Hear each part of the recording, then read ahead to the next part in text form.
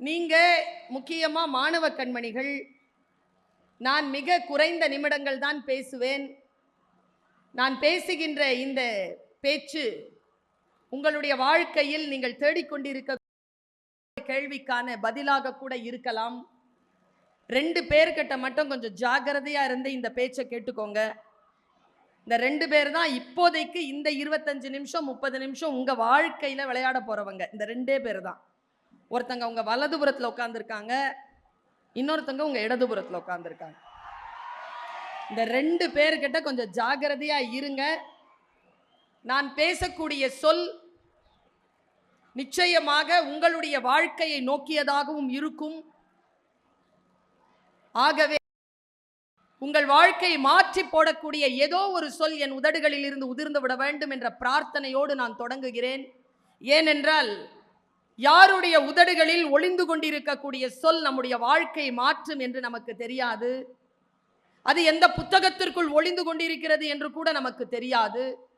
எவ்வளவு சீக்கிரமாக அது நம்மை வந்து சேர்கிறதோ அவ்வளவு சீக்கிரமாக வாழ்க்கையில் மாற்றம் நடக்கும். என்னை கேட்டால் இந்த மாணவ கண்மணிகள் எனக்கு மூங்கில் காடு போல் தெரிகிறார்கள். மூங்கில் காட்டை பார்த்திருக்கீங்களா? ரொம்ப அடர்த்தியா வளர்ந்திருக்கும். நான் மூங்கில் காட்டை பார்க்கின்ற பொழுதெல்லாம் என் மனதிலே ஒரு கவலை அப்பிக்கொள்ளும். அந்த மூங்கில் அவ்வளவு சாதாரணமாக வளர்ந்து விடவில்லை. 4 to 5 ஆண்டுகள் ஓரடி வளர்வதற்கு எடுத்துக்கொள்ளக்கூடிய அந்த மூங்கில் வேரை பரப்பியதற்கு பிறகு ஓராண்டிலே காட்டும். அந்த வளர்ச்சியை காட்டக்கூடிய அந்த கூட்டம். ஆனாலும் என் மனக்கவலை என்ன தெரியுமா? எல்லா மூங்கில்களுக்கும் எப்படி தலையெழுத்து இருக்க போகிறது என்று தெரியாது. பல மூங்கில் பாடைக்கு பயன்படும், சில மூங்கில் பந்தல் போட பயன்படும், சில மூங்கில் வீட்டிற்கு கூரையாகும், சில மூங்கில் தான் புல்லாங்குழலாகும். இந்த காட்டில் என்ன புல்லாங்குழல் என்று எனக்கு தெரியாது. ஆனால் கவனமாக நீங்கள் பேச்சை கேட்டுக்கொள்ளுங்கள். எங்க பிள்ளைகளா கொஞ்சம் நிமிர்ந்து உட்காருங்க.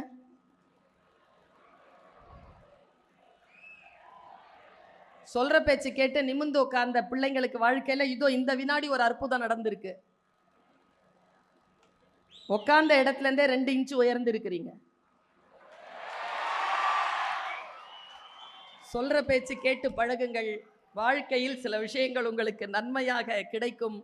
அதனால்தான் தன்னுடைய கல்வி வளாகத்திற்குள் மட்டுமே நிகழ்த்தி கொள்ள பொதுமக்களுக்கும் சேர்த்து விரித்து தந்திருக்கிறார் திரு சந்திரசேகர் அவர்கள். நான் யோசித்து பார்க்கிறேன், எப்படி தொடங்குவது, என் பேச்சை எதிலிருந்து தொடங்குவது. வடிவுடன் என்ற வார்த்தையை அறிவுடன் என்று நான் சந்தித்திருக்கிறேன். வாழ்க்கையில் மிக உன்னதமான விஷயம் எது என்றால், யார் பேசினாலும் புரிவதுதான், மற்றவர்கள் புரிகின்ற அளவிற்கு பேசுவதுதான். இந்த இரண்டிலே எப்பொழுது தடுமாறுகிறதோ அங்கே உறவுகள் சிக்கலில் மூழ்கி விடுகின்றன. பேசிய சொல் புரிய வேண்டும், மற்றவர்கள் புரிந்து கொள்ளுகின்ற வகையில் பேச வேண்டும். நான் சிந்தித்து பார்க்கிறேன், இது மகளிர் அரங்கம். மேடையிலே அத்தனை பேரும் பெண்கள் உட்கார்ந்திருக்கிறீர்கள். ஒரு செய்தியோடு இந்த மன்றத்தை என் பேச்சினை நான் தொடங்கலாம் என்று நினைக்கிறேன், ஒரு சிந்தனையோடு. இப்ப நாம் ஆண்களும் பெண்களுக்குமாக சேர்ந்து இந்த மேடையில் உட்கார்ந்திருக்கிறோம், இந்த அரங்கத்தில் உட்கார்ந்திருக்கிறோம். ஆண்கள் உட்காருவதற்கும் பெண்கள் வித்தியாசம், ஒரு அடிப்படையில் ஒரு வித்தியாசம் இருக்கிறது. ஆண்கள் உட்காருவது என்பது வேறு, பெண்கள் உட்காருவது என்பது வேறு. இப்ப ஆண்கள் இந்த குர்சியில இந்த சேர்ல உட்காரணும்னா என்ன, ஒரு 30 வருஷம் நீங்கெல்லாம் உழைச்சிருக்கணும், 40 வருஷம் உழைச்சிருக்கணும், இல்லை சிலர் 50 60 ஆண்டுகள் உழைத்து இருக்கலாம். 60 ஆண்டுகள் உழைத்து தான் இந்த சேர் சில பேருக்கு கிடைச்சிருக்கு. சில பேருக்கு 40 50 ஆண்டுகளில் கிடைக்கலாம். ஆனால் பெண்களுக்கு கிடைத்திருக்கக்கூடிய இந்த இருக்கை, அந்த இருக்கை 60 80 ஆண்டுகளில் 30 40 ஆண்டுகளில் கிடைத்ததில்லை. 8000 ஆண்டுகால போராட்டத்திற்கு பிறகுதான் பெண்ணிற்கு என்று பொது அரங்கில் உட்கார்வதற்கான ஒரு நாற்காலி கிடைத்திருக்கிறது என்பதனை மட்டும் சிந்தனையில் இருத்தி கொண்டு பெண்களுடைய சுதந்திரத்தை, பெண்களுடைய மேன்மையை, பெண்களுடைய ஏற்றத்தை நாம் பார்க்க வேண்டும் என்று நினைக்கிறேன். சாதாரணமாகவே வாழ்க்கை நமக்கு சில பாடங்களை கற்பிக்கும். வித்தியாசமான டீச்சர், அது பாடத்தை கற்றுக் கொடுக்கும். நீ கற்றுக்கலன்னு வச்சுக்கோ, ஏன் நம்ம டீச்சராக இருந்தால் அடுத்த பாடத்துக்கு போயிடுவாங்க. ஆனால் வாழ்க்கை மறுபடியும் கற்றுக் கொடுக்கும். நாம் கற்றுக்கொள்ளுகின்ற வரைக்கும் அது பாடம் நடத்துவதை நிறுத்துவதே இல்லை. அதனால் கவனமாக ஒரு முறை அது கற்றுக் கொடுக்கின்ற பொழுதே நாம் கற்றுக்கொள்ள வேண்டும் என்று நினைக்கிறேன். நானும் உங்கள் வயதிலிருந்து வளர்ந்து வந்தவள் தான். இன்றைக்கு மிக சில நாடுகள் தான் நான் பயணம் செய்யாத நாடுகள். அத்தனை நாடுகளுக்கும் சென்று நான் தமிழ் பேசிக் கொண்டிருக்கிறேன். ஒரு டிக்கெட் கூட இதுவரைக்கும் என் சொந்த காசுல நான் வாங்கினதில்லை. எல்லாம் அடுத்தவங்க போட்டு தான் கூப்பிடுறாங்க. இப்போ நான் வந்த பெட்ரோல் செலவு கூட சந்திரசேகர் ஐயாவுடையது தான். நான் காசு போட்டு எங்கேயும் போறதில்லை. ஆனால் எல்லோரும் அழைக்கிறார்கள் என்றால் என்ன காரணம்? என்னை பார்த்து வியக்காதீர்கள். என்னை போன்ற யாரையும் பார்த்து, அல்லது என்னை விட மேலான சாதனைகளை படைத்தவர்கள், அல்லது என்னை போல சாதனை படைக்க வேண்டும் என்று துடிக்கின்றவர்களை பார்த்து நீங்கள் வியக்கவே வியக்காதீர்கள். ஏனென்றால் வியப்பது வீழ்ச்சி. எப்பொழுது நீங்கள் வியப்பீர்களோ, யாரை பார்த்து வியக்கிறீர்களோ, அவர்கள்தான் வளர்ந்து கொண்டே போவார்களே தவிர நீங்க அங்க நின்னுட்டு கைத்தட்டிட்டு இருக்க வேண்டியதுதான். வாழ்க்கையில் முன்னேற வேண்டும் என்று முடிவு செய்து விட்டால் வாழ்க்கையை புரிந்து கொள்ளுங்கள். ஒருவருடைய வாழ்க்கையில் அவர்கள் முன்னேறுகிறார்கள் என்றால் அதற்கு பின்புலமாக இருக்கக்கூடிய செயல்பாடுகளை மனதிலே முன்னிறுத்தி கொள்ளுங்கள். எனக்கு நான் இந்த வயசுல அப்பா 8th 9th 10th 12th இந்த வயசுல தான் எனக்கு என் ஸ்கூல்ல ஒரு கெமிஸ்ட்ரி டீச்சர் இருந்தாங்கப்பா. அந்த கெமிஸ்ட்ரி டீச்சருக்கும் எனக்கும் கெமிஸ்ட்ரி கடைசி வரைக்கும் ஒர்க் அவுட் ஆகல சார். எப்ப பார்த்தாலும் என்னை பார்த்தாலே அவங்களுக்கு ஆகாது. என்னை பார்த்து அந்த டீச்சர் எப்பவுமே என்ன செய்வாங்கன்னா, என்ன பிரச்சனைனா அழகா இருப்பாங்க, பேரழகு அவங்க. ஆனா என்னை பார்த்தா பிரகாசம் பண்ணா முகம்லாம் கடுகடுன்னு ஆயிடும். இப்படி ஆயிடுவாங்க. உள்ள நுழைவேன், சர்ரேல்னு நுழைவேன். கிளாஸ்குள்ளெல்லாம் எப்படி நுழைவேன்னா, வயக்காட்டுல யானை புகுந்த மாதிரி நுழைவேன். நான் அப்படி நுழைவேன் கிளாஸ்ல நுழைஞ்ச உடனே என்னை பார்த்து என் கெமிஸ்ட்ரி டீச்சர் சொல்ற ஜெஸ்டர் என்ன தெரியும், அவங்க என்னென்னமோ செஞ்சாலும் விட்டுருவேன். ஒரு ஜெஸ்டர் காட்டுவாங்க, என்னை ரொம்ப எரிச்சல் படுத்தும். அந்த ஜெஸ்டர்னா அசைவு, ரொம்ப எரிச்சல் படுத்தும். என்ன செய்வாங்கன்னா, உதட்டை இப்படி வச்சுப்பாங்க, என்ன முறைச்சு பார்த்து உருப்பட மாட்டேனா. நல்லா தெரிஞ்சுக்கோங்க, எல்லாவற்றையும் கடந்து போக முடியாது. சில விஷயங்கள் வருகின்ற பொழுது உள்ளே ஒரு வைராக்கியம் வேர்விட வேண்டும். வார்த்தைகளையும் கடந்துட முடியாது, கேலியாக கிண்டலாக. என்ன பார்த்து இப்படி பார்த்து வச்சுப்பேன். அவங்கள யாரை பார்த்து சொல்ல, எப்படி தெரியும் பதில் தந்தேன்? அவங்க ரிட்டையர் ஆகிறதுக்கு முன்னால அந்த ஸ்கூலுக்கு சீஃப் கெஸ்டா போயிட்டு வந்துட்டேன். அப்படிதான் பதில் சொல்லணும். பதில் அப்படிதான் சொல்லணும். திருப்பி திட்டுறதில்லை, திருப்பி கோபப்படுறதில்லை. யார் நம்மை இளக்காரமாக நினைத்தார்களோ, யார் நம்மை அவமானப்படுத்தினார்களோ, அவர்கள் பாராட்டுகின்ற அளவிலே, அவர்கள் நிமிர்ந்து நம்மை பார்க்கின்ற அளவிலே நாம் உயர்ந்து நிற்க வேண்டும். அதற்கு பெயர்தான் சுடர் மிகு அறிவு. அறிவுடன் செயல்பட வேண்டும். அறிவுடன் செயல்படுவதற்கு உணர்ச்சிகளை உங்களுடைய கட்டுப்பாட்டில் வைத்திருக்க வேண்டும். பல நேரங்களில் நான் பார்க்கிறேன், நாம் தோல்வி உறுவதற்கு மிக முக்கியமான காரணம் நாம் அறிவை தீட்டாமல் உணர்ச்சிகளை தீட்டிக் கொண்டிருக்கிறோம். நான் ஒரு விஷயம் சொல்றேங்க, பெண்களை புரிந்து கொள்வதற்கு, இப்பொழுது பெண்ணினுடைய வளர்ச்சியை புரிந்து கொள்வதற்கு, ஒரு பெண்ணிற்கான மரியாதையை அவளுக்கு தருவதற்கு அறிவு தேவைப்படுகிறது. அன்பாக இருப்பதற்கே அறிவு தேவைப்படுகிறது. யார் புத்திசாலிகளாக இருக்கிறீர்களோ அவர்கள் அன்பு செய்கிறார்கள், யார் முட்டாள்களோ அவர்கள் அன்பு செய்வதில்லை. எங்கள் அம்மாவுக்கு நான் நிறைய அன்பு செஞ்சுருக்கேன். எங்கள் அம்மானா எனக்கு அவ்வளோ பிடிக்கும். அவங்க மேலே உட்காந்தாதான் நான் மேலே உட்காருவேன், அவங்க கீழே உட்காந்தா நான் மேலே உட்காரவே மாட்டேன். அவங்க உட்கார திசை நோக்கி கால் நீட்ட மாட்டேன். அவங்க கிட்ட குரல் உயர்த்தி பேச மாட்டேன். அவங்க என்ன சொல்றாங்களோ அதை கேட்பேன். அதனால் எனக்கு கிடைத்த அவர்கள் தன் தாயிடம் இருந்து பெற்று வந்த அத்தனை சொத்தையும் எனக்கே எழுதி வைத்திருக்கிறார்கள். அன்பாக இருப்பது புத்திசாலித்தனம். சொத்து கிடைக்கும். சொத்து மட்டுமல்ல குழந்தைகளே, ஆசீர்வாதமும் சேர்ந்து கிடைக்கும் என்பதுதான் அன்பாக இருப்பது புத்திசாலித்தனம் என்று நான் சொல்ல வந்ததற்கான காரணம். அடிப்படையில் ஒரு கவிதையை புரிந்து கொள்வதற்கு, ஒரு அறிவுரையை புரிந்து கொள்வதற்கு நமக்கு மிக முக்கியமாக அறிவு. நான் ஒரு சம்பவத்தை உங்களுக்கு சொல்றேன். என்னன்னா, அறிவார்ந்த சபை ஒரு பக்கம், என்னை கூட்டிலிருந்து வெளியில் போன தாய்ப்பறவை தனக்கு ஏதேனும் உணவு கொண்டு வந்திருக்காதா என்று தன் அலகை திறந்து காத்திருக்கும் குஞ்சுகளைப் போல மாணவர்கள் ஒரு பக்கம். யாருக்கு உணவிடுவது, என் சிந்தனையை யாருக்கு தருவது என்கின்ற ஒரு தடுமாற்றத்துடன் இருக்கிறேன். உங்களுக்காக சில விஷயங்களை பேசிவிட்டு அவர்களுக்கு சில விஷயங்களை சொல்லுகிறேன்.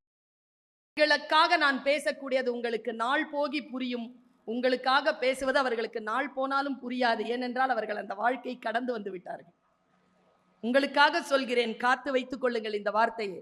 என்னுடைய மகனுக்கு 8 வயது இருக்கும் பொழுது என்னுடைய கல்லூரியில ஒரு டீச்சர் ரிட்டையர்ட் ஆனாங்க. கூட்டிட்டு போனேன் நான். அவன் வந்தான். அவன் ஏன் வந்தான்னா, எங்க காலேஜ்ல ரிட்டையர்மெண்ட் மிக முக்கியமான விஷயம் பிரியாணி போடுவாங்க. அவன் பிரியாணி சாப்பிட்றதுக்கு அன்னைக்கு வந்திருந்தான். அவனை கூட்டிட்டு போயிருந்தேன். அவன் உட்காந்துட்டு இருந்தான். அந்த மேடம் ரிட்டையர்ட் ஆனாங்க. ரிட்டையர்ட் ஆகிட்டு கிளம்புறாங்க. நல்லா தெரிஞ்சுக்கோங்க, இன்றைக்கு ஞாயிற்றுக்கிழமை மதியம் இவ்வளவு நேரமாச்சு, 4 மணி ஆச்சு. வீட்டில் இருந்தால் விளையாடலாம், வேறு கேளிக்கைகளில் பொழுதுபோக்கிலே ஈடுபடலாம். உங்களை கூட்டிட்டு வந்து இங்கே உட்கார வச்சு என்ன மாதிரியான ஆட்களை வேற கூப்பிட்டு பேச வைக்கிறாங்கன்னா என்ன உள்நோக்கம் இவருக்கு? ஏதோ ஒரு உள்நோக்கம் இருக்கு இல்லையா? உள்நோக்கம் இல்லாமல் குழந்தைகளை கூட்டிட்டு வந்து இந்த மாதிரி பந்தல் போட்டு உட்கார வைக்க மாட்டார்கள்ல. என்ன உள்நோக்கம்னு நான் சொல்றேன். என் பையனை கூட்டிட்டு வந்து நான் உட்கார வச்சிட்டு இருந்தேன். அவன் ப்ரோக்ராம் முடிஞ்சுது. அவங்க இறங்கி இந்த வாசலுக்குள்ள வெளியில போறாங்க. முடிஞ்சுது. அவங்க அன்னைக்கு லஞ்ச் அங்க பண்ணல போல இருக்கு, வெளியில போறாங்க. குடும்பத்தோட அவங்க வெளியில போறாங்க. நான் என்ன பண்ணேன், வாசல்ல அவங்கள மடக்கிட்டேன். என் பையனை கூட்டிட்டு போயிட்டு, மேடம் இவனுக்கு ஏதாவது சொல்லுங்க மேடம்னு. நல்ல வீட்டில் பெரியவர்கள் வந்தால் தாயும் தந்தையுமாக அந்த குழந்தையை கூப்பிட்டு அந்த பெரியவரிடம் ஒப்படைத்து கொஞ்சம் புத்திமதி சொல்லுங்க என்று சொல்லக்கூடிய ஒரு காலம் இருந்தது. இப்ப இல்ல அந்த காலம். ஒரு காலத்தில் இருந்தது. கூட்டிட்டு வந்து விட்டுருவாங்க, புத்தி சொல்லுங்கன்ட்டு. எனக்கெல்லாம் நிறைய சொல்லி இருக்காங்க. எங்க சித்தப்பா ஒருத்தர் இருப்பார், அவருக்கு புத்திமதியே சொல்ல வராது. அவருக்கு வராதுன்னு அவருக்கு தெரியாது. அவர் பாட்டுக்கு சொல்வாரு, நான் பாட்டுக்கு கேட்டிருக்கேன். அந்த மாதிரி கூட்டிட்டு போய் எங்க டீச்சர் கிட்ட அவங்க 38 ஆண்டு கால வாழ்க்கை, அவங்க உணர்ச்சி வசப்பட்டு கொந்தளிப்புல இருக்கிறாங்க. அந்த நிலை, சக்தி நிலை ரொம்ப முக்கியமானது. அதில் தெரிக்கக்கூடிய வார்த்தை என் குழந்தைக்கு வழிகாட்டியாக இருக்கும். கூட்டிட்டு போய் விட்டேன். சொல்லுங்க மேடம்னு. அவங்க ஒரு வார்த்தை சொன்னாங்க, ஊர்ல இருக்கிற குழந்தைகளுக்கெல்லாம் நீ பேசுறியம்மா, உன் குழந்தைக்கு நான் பேசிட முடியுமா? அவங்களுக்கு ஒரு ரகசியம் தெரியல. நம்ம பேச்ச ஊர்ல இருக்கிற குழந்தைங்கள்லாம் கேட்கும், நம்ம வீட்டில் இருக்கிறது கேட்காது. கூட்டிட்டு போய் விட்டேன். அவங்க ஒரு வார்த்தை சொன்னாங்க, வா அப்படின்னாங்களா. அவன் இப்படி தலை குனிஞ்சிட்டே போனான். சின்ன பையன் தானே, 8 வயசு. உன் பேர் என்ன? தலை குனிஞ்சிட்டு, அவனுக்கு பிடிக்கல. அறிவுரை சொல்ல கூட்டிட்டு வந்து விட்டதை அவனுக்கு பிடிக்கல. பேரை சொன்னான். உன்னை இப்படியே ஸ்டார்ட் பண்ணாங்க சார். அவங்க உன்னை ஒரு சிங்கம் துரத்துது அப்படின்னாங்க பாருங்க. அவன் என்னப்பா, அவன் வந்திருக்கிறது பிரியாணி சாப்பிட. மறுபடியும் தலை குனிஞ்சிட்டான். அவங்க உன்னை ஒரு நார்னியா சிங்கம் துரத்துதுன்னாங்க பாருங்க. அவனுக்கு நார்னியா சிங்கம்னா ரொம்ப பிடிக்கும். என்னன்னு தெரியாதல்ல உங்களுக்கு? 60 வயசு ஆயிடுச்சுன்னு அர்த்தம். சின்ன பிள்ளைனா தெரியும். ஒரு நார்னியா சங்கம் துரத்துதுன்னு உடனே அப்படி பார்த்தான், உன்னை அது துரத்துது. அது நீங்க என்ன நினைக்கிறீங்க? Teacher is a teacher perform பண்றாங்க அவங்க ரோட்ல. she is performing. உன்னை ஒரு சிங்கம் துரத்துது, நீ ஓடுற, அது துரத்துதுன்னு அவன் உண்மையாவே உள்ள ஓடுறாங்க. நான் நல்லா பார்க்கிறேன், அவன் ஓடுறான். நேரா போய் ஒரு பாறையில மோதி நீ நிக்கிற. சிங்கம் முன்னால வாயை திறந்துட்டு இப்படி நிக்குதுன்னாங்க பாருங்க. அவன் ஆன பார்த்தான். உடனே அவங்க சொன்னாங்க, நீ அந்த சிங்கத்தினுடைய வாயை கிழிச்சி ஒரு தட்டு தட்டி அப்படி தூக்கி போட்டனாங்க. அவன் போட்டுட்டான், மனசால அவன் போட்டான். இப்போ நார்னியா சிங்கத்தை நீ அடிச்சிட்ட இல்லையா? ஆமா அப்படின்னு சிரிச்சான். ஒரு நார்னியா சிங்கத்தை கிழிச்சி தூக்கி போடுறதுக்கு உடம்புல எவ்வளவு பலம் வேண்டுமோ அதை விட கூடுதலான மனபலம் உன் தாயின் அறிவுரையை கேட்டு நடப்பதற்கு உனக்கு இருக்க வேண்டும் என்று அவர் சொன்னார். சாதாரணமான சொல்தான் ஒரு சிங்க குழந்தைகளே. ஆனால் பெரியவர்களுடைய அறிவுரையை கேட்டு நடப்பதற்கு உனக்கு மிகப்பெரிய ஆழமான மனோபலம் இல்லை என்றால் உன்னால் பெரியவர்களின் அறிவுரையை, சிந்தனையாளர்களின் அறிவுரையை கேட்டு நடக்க முடியாது. உன்னுடைய அறிவிலே ஒரு தீபம் ஏற்றப்பட்டால் மட்டும்தான். அதனால் தான் அறிவை சுடர் என்று பேசுகிறோம். அறிவு சுடரோடு நாம் திகழ்வது மிக முக்கியமான ஒரு கருத்திலே நமக்கான எந்த ஒரு வித்தியாசமும், நமக்கான எந்த ஒரு பிறழ்வும் ஏற்பட்டு விடாமல் மிக சிறப்பாக எந்த வார்த்தை சொல்லப்பட்டதோ அந்த வார்த்தையை, அந்த வார்த்தையின் அர்த்தத்தோடு புரிந்து கொள்வது. நம்மில் பல பேருக்கு என்ன பிரச்சனை தெரியுமா? பேசுற பேச்சு ஒன்னா இருக்கும், ஆனால் புரிந்து கொள்வது அதே மனநிலையில், அதே எழுத்துக்களில் நாம் புரிந்து கொள்வதில்லை. அதனால் தான் பல பிரச்சனைகள். இப்படி நான் சொல்றேன், ஒரு கருத்து, ஒரு அறிவுரை சொல்லப்படுகிறது என்றால் அந்த அறிவுரைக்கு பின்னால் இருக்கக்கூடிய அழுத்தமான அந்த பொருளை யார் ஒருவர் புரிந்து கொள்கிறார்களோ அவர்களுக்கு வாழ்க்கை வெளிச்சமான வெற்றி பூக்களை தருகிறது. இப்போ ஸ்கூல்ல இருக்கிறீங்க, நீங்க ஸ்கூல் படிச்சிட்டு இருக்கிறீங்க. சில பேர் வீட்டிலே நிர்வாகம் செய்து கொண்டிருக்கிறீர்கள், இல்ல நிர்வாகம் செய்து கொண்டிருக்கிறீர்கள். சில பேர் சம்பாதித்துக் கொண்டிருக்கிறீர்கள். உங்களுக்கான களம் என்பது வேறு. ஆனால் எந்த நிலையில் இருந்தாலும் அதை மிகச் சிறப்பாக எப்படி புரிந்து கொள்வது? ஒவ்வொரு முறை இந்த ஸ்டூடெண்ட் கம்யூனிட்டிக்கு பேசும் போதும் ஒரு விஷயத்தை நான் தொடர்ந்து பேசிட்டு இருக்கிற ஒரு 3 வருஷமா, முதல் மார்க் வாங்குவதற்கு முயற்சிக்காது. ஃபர்ஸ்ட் மார்க் வாங்கணுங்கிற டென்ஷன், கவலை ஒருபோதும் கொள்ளாது. ஒரு ஆசிரியராக நான் சொல்றேன், டீச்சரா இருக்கக்கூடிய நிறைய பேருக்கு நான் சொல்ற கருத்திலே உடன்பாடு இல்லாமல். ஏனென்றால் முதல் மதிப்பெண் வாங்கக்கூடிய குழந்தை நம் கல்லூரியிலோ பள்ளியிலோ படித்தால் அது கல்லூரிக்கும் பள்ளிக்கும் பெருமை, பிள்ளைக்கு. இங்க பார், ஃபர்ஸ்ட் மார்க் வாங்குறவனை நான் நிறைய டைம்ல பேசியிருக்கிறேன், உனக்கும் புரியும். ஃபர்ஸ்ட் மார்க் வாங்குறவளை எனக்கு பிடிக்காது. ஏன் பிடிக்காது தெரியுமா? அவனுக்கு அது மட்டும் தான் தெரியும். அதை கடந்து அந்த குழந்தைக்கான வித்தை யாருக்கு வருகிறதோ அவர்கள் தான் இந்த உலகத்தில் ஜெயிக்கிறார்கள். உங்க எல்லாருக்கும் சொல்றேன், இந்த ஸ்கூல்ல என்னத்துக்கு பிரைஸ் கொடுப்பாங்க?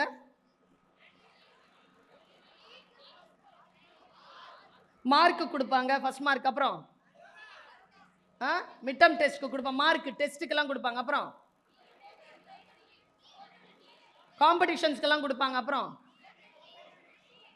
ரொம்ப பெரிய ஒரு விஷயம் எல்லாரும் வாங்குறது, செத்து மடிகிறது அந்த சர்டிஃபிகேட் வாங்குறதுக்கு 100% அட்டெண்டன்ஸ். இங்க யாராவது வாங்கியிருக்கிறீங்களா 100% அட்டெண்டன்ஸ்? ஒரு நாள் கூட ஸ்கூலுக்கு லீவ் போடுறது கிடையாது. நான் ஒன்று கேட்குறேன், இல்லை டீச்சர்ஸையே, நிர்வாக அதிகாரியை, கல்வி தந்தையை எல்லாரையும் பார்த்து கேட்குறேன், 100% நீங்க வச்ச நாளையில எல்லாம் ஸ்கூலுக்கு வந்து அந்த பிள்ளை என்ன சாதிக்க போகுது?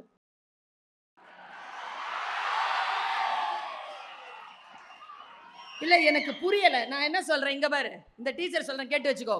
100 நாள் ஸ்கூல் இருக்குன்னு வச்சுக்கோ, 90 நாள் வா, 95 நாள் வா. ஒரு சாவுக்கு போறதில்ல, ஒரு காது குத்துக்கு போறதில்ல, ஒரு கல்யாணத்துக்கு போறதில்ல, குழந்தைகள் அம்மா அப்பா உடம்பு சரியில்லை நான் அதை பார்க்கறதில்ல. ஒண்ணுத்துக்கும் ஆகாம பள்ளிக்கூடத்துக்கு வந்து உட்காந்து என்ன பண்ண போற? வாழ்க்கையில் சமூகத்தை சந்தி, சமூகத்தில் இருக்க குலதெய்வ கோயில் அங்கே போய் என்ன நடக்கிறது என்று பார். உலகத்தை பார்ப்பதற்கு பெயரும் கல்விதான். வெறும் பாடத்தை எழுதி வாசித்து ஒரு கூலியாளாக மாறுவது மட்டுமல்ல வாழ்க்கையின் வெற்றி. நான் இன்னும் ஒரு ரகசியத்தை சொல்லி தருகிறேன். உன்னுடைய வாழ்க்கையில் நீ வெற்றி பெற வேண்டும் என்று சொன்னால் உன்னை நீயே ஜெயித்து கொண்டு போ. எந்த காலகட்டத்திலும் உனக்கு முன்னால் நீ கீழே விழுந்துறாத. உதாரணத்துக்கு நீ ஒரு 36 மார்க் வாங்கி இருக்கிற ஒரு எக்ஸாம்ல 35 வாங்கிறாத, சாகர வரைக்கும் 35 வாங்கிறாத, 37 தான். 40 வாங்கிட்டனா 39 வாழ்க்கையில வாங்கவே கூடாது. 42, 45, 46, 48, 50, 52 இப்படி போய்கிட்டே இருக்கணும். அவன் தான் ஜெயிக்கிறானே தவிர 98 வாங்குறவங்க எல்லாம் ஜெயிக்கிறது இல்லை. வாழ்க்கையில் முன்னேறிக்கொண்டே போகின்ற வித்தை யாருக்கு தெரிகிறதுன்னு பாருங்க. ஏன் தெரியுமா? வாழ்க்கையில நான் பர்சனலா சொல்றேன். நான் வாங்கினேன் ஆரம்பத்தில் யூனிவர்சிட்டியில எம்ஏ முடிச்சு வெளியில வரும்போது நான் யூனிவர்சிட்டி ரேங்க் ஹோல்டர். ப்ராக்ரஸ் காட்டிக்கிட்டே போ. பல நேரங்களில் நான் பார்க்கிறேன், பட்டொளி வீசி புகழின் உச்சத்தில் இருக்கிறார்கள், திடீரென்று சரிந்து கீழே விழுகிறார்கள், மறுபடியும் தவழ்ந்து தவழ்ந்து மேலே ஏறுகிறார்கள். கிடையாது. ஒரு இடம் உனக்கு கிடைத்திருக்கிறது என்றால் அந்த இடத்தை முழுமையாக தக்க வைத்துக் கொள்வதற்கான ஆள்கை உனக்கு இருக்க வேண்டும். அதற்கு பெயர்தான் ப்ராக்ரஸ். வாழ்க்கையில சுலபம்ங்க, ஆனா அந்த ஃபர்ஸ்டா நின்னுட்டே இருக்கணும்ல, அது ரொம்ப கஷ்டம். To maintain, to sustain the first place, it's very difficult. அதனால் வாழ்க்கையில் நீ ஜெயித்து கொண்டே போக வேண்டும், அவ்வளவுதான். வாழ்க்கையில் நான் சொன்னேன், அன்பாக இருப்பது என்பது புத்தியுடன் இருப்பது. உலகத்திலே மிகப்பெரிய இலக்கு என்ன? ஒரு மனிதனுடைய மிகப்பெரிய இலக்கு என்னவாக இருக்க முடியும்? நான் ஒரு கதையை சொல்றேன். நான் அப்பொழுது படித்து கொண்டிருக்கிறேன், கல்லூரியில் படிச்சுட்டு. இன்னைக்கு ஒரு நியூஸ், நான் ரொம்ப கவனமா கேளுங்க குழந்தைகளை, முக்கியமா ஸ்டூடெண்ட்ஸ் கவனமா கேளு. அப்போ எனக்கு ஒரு அந்த நியூஸ் என்னன்னா, அன்னை தெரேசான்னு ஒருத்தங்க இருந்தாங்க, தெரியுமா? Mother Teresa. அவங்க இறந்துட்டாங்க. அவங்க இறந்த நாள் அரசு மரியாதையுடன் அவருடைய உடலை ராணுவ வீரர்கள் அப்படி வண்டியில தூக்கிட்டு போறாங்க. பின்னால ஒருத்தர் கமெண்ட்ரி கொடுக்கிறார். எனக்கு ஹிந்தி தெரியும், நான் வீட்டில் உருது பேசுகிறேன். ஹிந்தியில அவர் ஒரு கமெண்ட் கொடுக்கிறாங்க.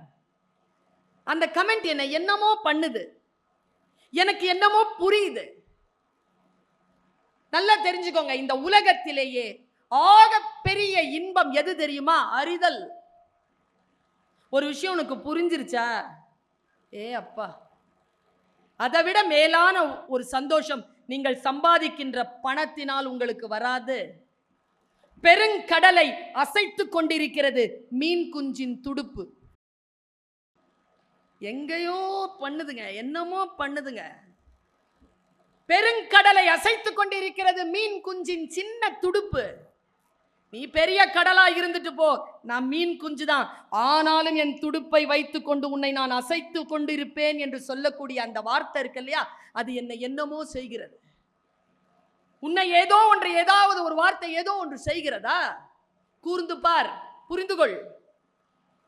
பல வாழ்க்கையில் வெற்றி நமக்கு கிடைக்காமல் போவதற்கு மிக முக்கியமான காரணம், நமக்கு முன்னால் நடக்கக்கூடிய பல விஷயங்கள் நமக்கு புரிவதே இல்லை.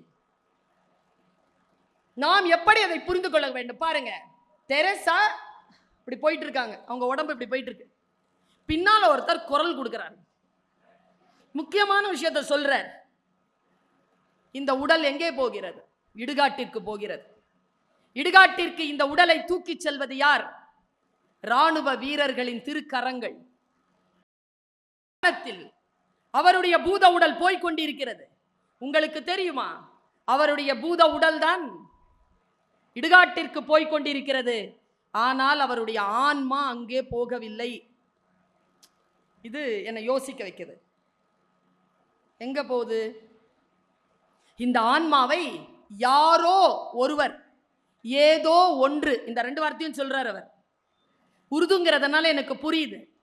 யாரோ ஒருவர், ஏதோ ஒன்று சொர்க்கத்திற்கு சொல்லிட்டு நிறுத்துறாங்க. நிறுத்திட்டு அவர் சொல்றார், இன்றிலிருந்து சில காலத்திற்கு முன்னால், கவனமா கேளுங்க, இன்றிலிருந்து சில காலத்திற்கு முன்னால் அன்னை கல்கத்தாவின் தெருவிலே மகிழ்வுந்திலே சென்று கொண்டிருந்தார். கார்ல போயிட்டு இருக்கார்.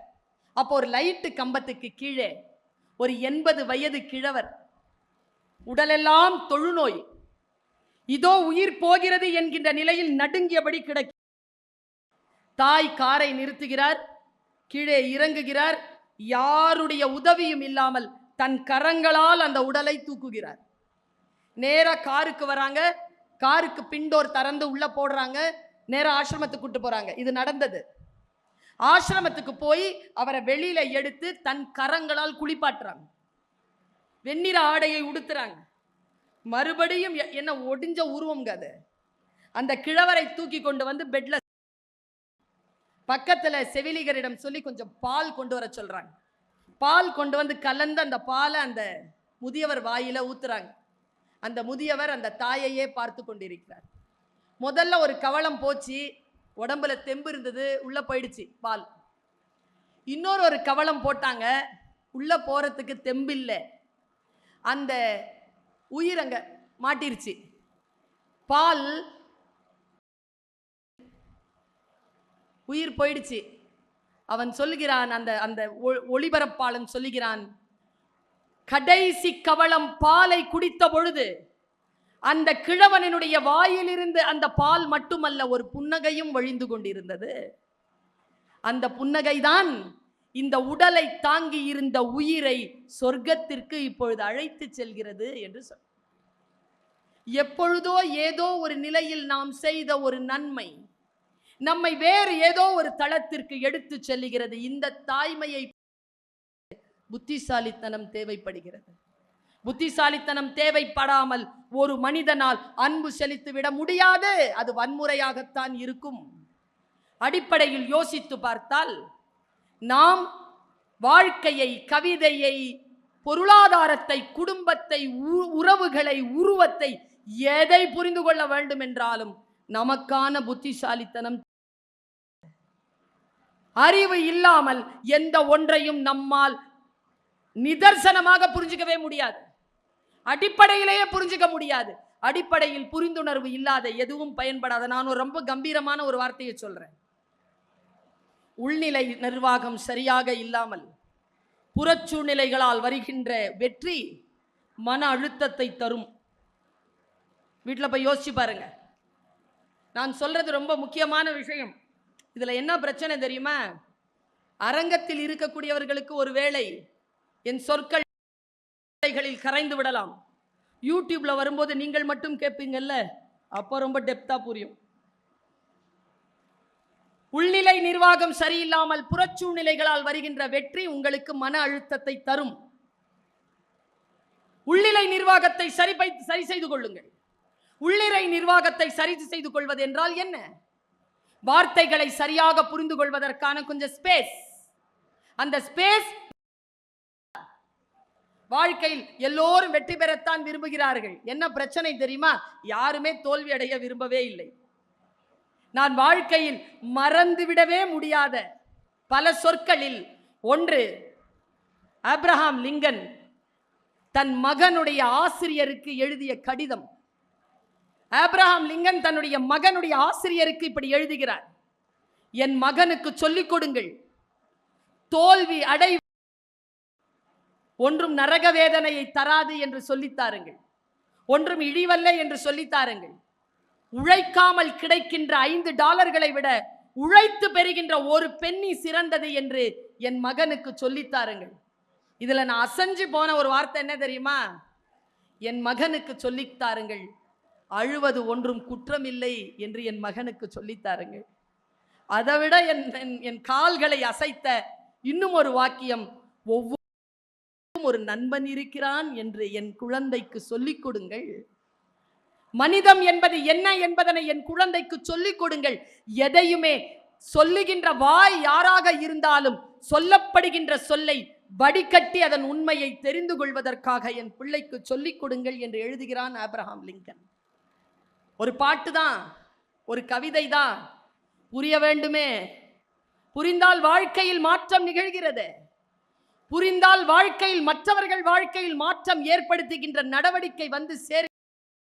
பல நேரங்களில் நாம் செய்யக்கூடிய மிகப்பெரிய தவறுகள் என்ன என்பதனை சொல்லுகிறேன். பாருங்க, ஒரு மன்னன் இருந்தான். அந்த மன்னன் ஜப்பான் நாட்டுக்காரன். இந்த ஜப்பான் நாட்டுக்காரனுக்கு ஒரு மரபு இருக்கிறது. என்ன மரபுனா, செத்துட்டா தண்ணில வீசிடுவாங்க. தண்ணில வீசினா அவனுக்கு அடுத்த ஜென்மம் உண்டு, மண்ணில் புதைக்க வேண்டும். பல நேரங்களில் மண்ணில் புதைப்ப ரொம்ப செலவாகும், புதைக்க மாட்டார்கள். அந்த ராஜனுக்கு ஒரு மகன். நான் இதை ரொம்ப சாதாரணமான கதையா நினைச்சிடாதீங்க, கூர்ந்து கவனிங்க. உங்களுக்கான பருக்கைகள் ஒருவேளை இதுக்குள்ள இருக்கலாம். அந்த பையன் எப்படின்னா, நம்ம வீட்டு பையன் மாதிரி எது சொன்னாலும் மாற்றமா சொல்லுவான், செய்வான்ல. சீக்கிரமா வந்துருனா லேட்டா வருவான். பரவாயில்லடா கொஞ்சம் லேட்டா வானா கரெக்டா 3 மணிக்கு வந்து உட்காருவான். கொஞ்சம் மாற்றமா இருக்கிற பையன். அந்த பையன் எது சொன்னாலும் மாத்தி தான் செய்வான். சாகும்போது இவர் அந்த இளவரசனை கூப்பிட்டு, எப்ப என்ன புதைச்சிராதடா, தண்ணியில போட்டுறா அப்படின்னார். செத்துட்டார். என்ன நினைச்சு அவர் சொன்னார்? சத்தியமா இவன் மாத்தி தான் பண்ணுவான்னு. அவனுக்கு அறிவு வந்துருச்சு அந்த டைம்ல. எப்பவுமே எங்க அப்பா சொன்னதை நான் கேட்டதில்லை, சாவும் போதாவது அவன் சொல்றதை கேட்டுடலான்னு எடுத்து தண்ணியில போட்டான். யாரையும் அவ்வளவு சீக்கிரமா ஹேண்டில் பண்ண முடியறது இல்லைங்க. எது செய்தாலும் ஏற்க நடத்தினோமோ அதுதான் நமக்கு அடுத்த வாட்டி அவனை நடத்துறதுக்கு காரணமா இருக்கு. ஆனால் வாழ்க்கை அப்படி அல்ல. நான் முன்னம் சொன்னது போல வாழ்க்கை சொல்லிக்கொண்டே இருக்கிறது, கற்றுக்கொள்ளுகின்ற வரைக்கும் சொல்லி தருகிறது. கற்றுக்கொள்வதை நாம் நிறுத்துகின்ற அந்த வினாடியில் கற்பித்தல் என்பது தொடர்ந்த வண்ணம் இருக்கிறது. அதை நம்மால் எதிர்கொள்ளவே முடியவில்லை. இப்படி யோசிக்கிறேன் நான். ஒரு ஊர்ல ஒரு மிகப்பெரிய ஒரு புரட்சி நடந்தது. அதே ஜப்பான் நாட்டில் தான் நடந்தது. என்னன்னு தெரியல. 2 கதைகள் உங்களுக்கு கிடைத்திருக்கின்றன. எப்பொழுதோ நான் படித்தது, உங்களுக்கு சொல்ல வேண்டும் என்று தோன்றுகிறது, அதனால் சொல்லுகிறேன்.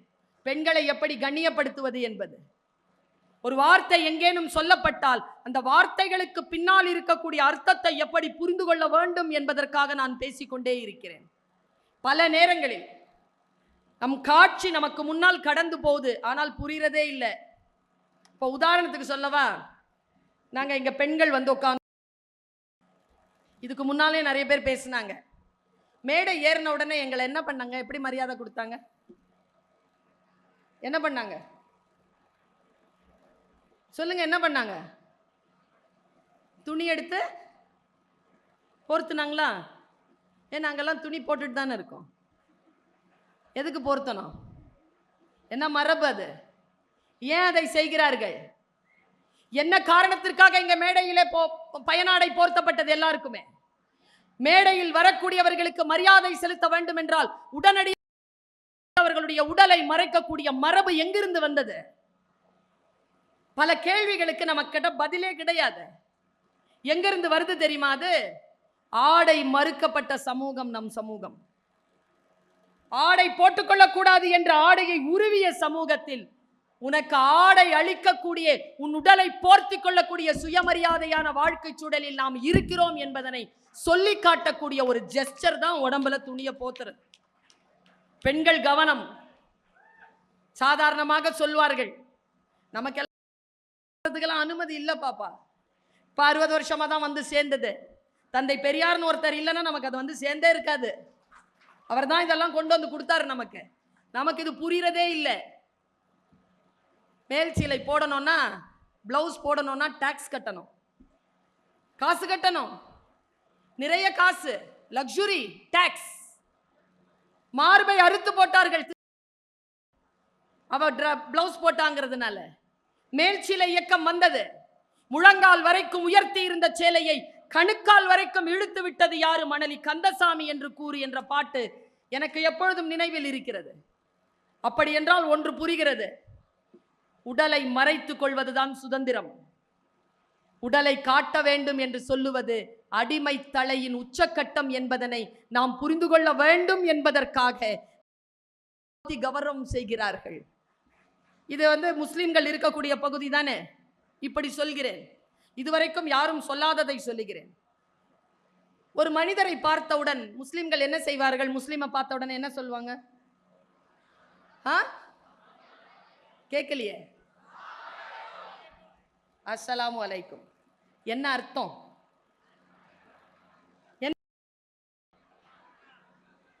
என்ன அர்த்தம்? இறைவனின் சாந்தியும் சமாதானமும் ஏற்படுவதாக. என்னுடைய அண்ணன் ஒரு 6 மாசத்துக்கு முன்னால என்ன எஜுகேட் பண்ணாருங்க. அது இல்லையா அர்த்தம்? அது உண்மைதான். இங்க இருக்கக்கூடிய எல்லாருக்கும் புரியும். இப்ப நான் சொன்னா புரிஞ்சிடும். என்ன தெரியுமா? உன் மீது வல்ல இறைவனின் பெருங்கருணையால் சாந்தமும் சமாதானமும் ஏற்படுவதாக உடனே ஏற்பட்டுருமா? நீ நான் அவ்வளவு பெரிய அப்பாட்டக்கரா? நீ சொன்ன உடனே நீ அப்படி சொல்லிடலாமா? அது இறைவனிடம் நான் வைக்கும் பிரார்த்தனை. அஸ்ஸலாமு அலைக்கும் வரஹ்மத்துல்லாஹி வபரகாத்துஹு என்றால் என்ன அர்த்தம்? ஏக இறைவனே, நான் பேசிக்கொண்டிருக்கக்கூடிய இந்த நபரின் மீது உன் வல்லமையால் சாந்தத்தையும் சமாதானத்தையும் ஏற்படுத்துவாயாக என்று நான் இறைவனிடம் பேசுகின்ற உங்கள் மீது நான் ஏற்படுத்துகின்ற ஆணை அல்ல அது. ஒன்றை எப்படி புரிந்து கொள்வது? அவர் திருப்பி சொல்லுகின்றார் என்றால் அதுவும் பிரார்த்தனை தான். பிரார்த்தனையாகத்தான் நாம் வைக்க முடியும். பல நேரங்களில் பல கேள்விகள், பல பதில்கள் நமக்கு புரிவதே இல்லை. நான் சொல்லட்டுமா? ஒரு கல்வியாளராக நின்று நான் சொல்லுகிறேன். உலகத்திலேயே கேள்வி கேட்பதுதான் புத்திசாலித்தனம், பதில் சொல்வதல்ல.